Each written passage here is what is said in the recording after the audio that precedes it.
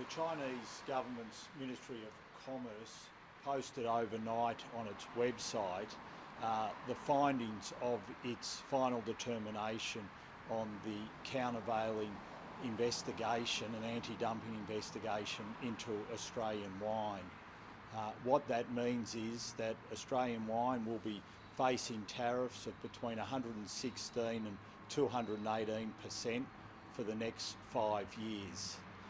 This decision, which has been taken by the Chinese government, is extremely disappointing and completely unjustifiable.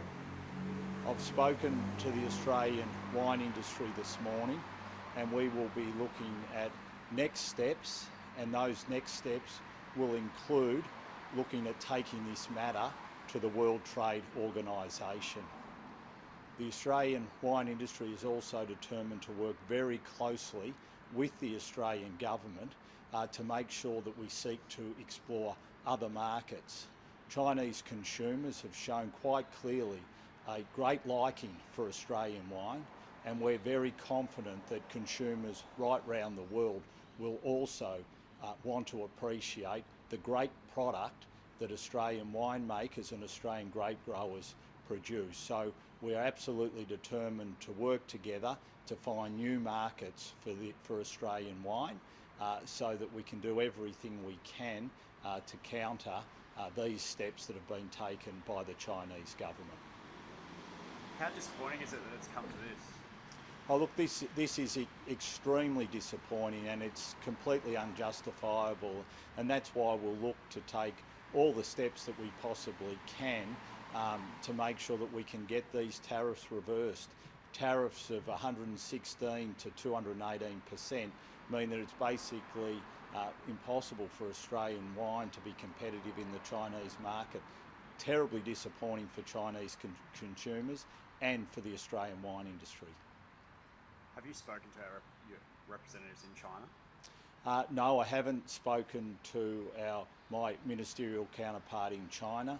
I wrote to him in January, expressed my desire to work constructively with him, pointing out the complementarity between our two economies and how our trading relationship has led to millions and millions of people being lifted out of poverty in China and benefiting economic growth in Australia. And that offer still stands for us to be able to sit down and work through these disputes.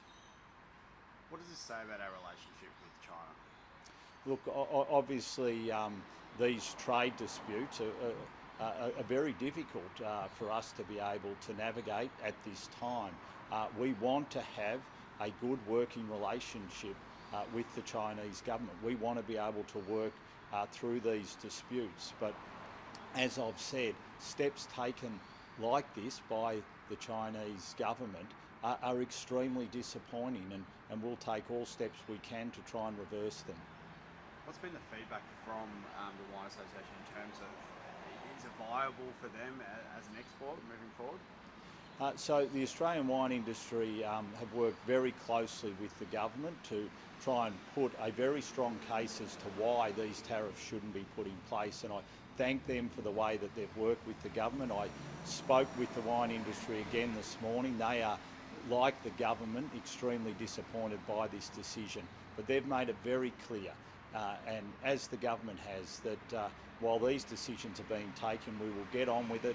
We will explore new markets. We know that we produce the best wine in the world, and we're going to look for new markets to sell this wine into. How is it possible for us to have a comprehensive trade relationship with China if they do just slap tariffs on our goods for up to 5 years?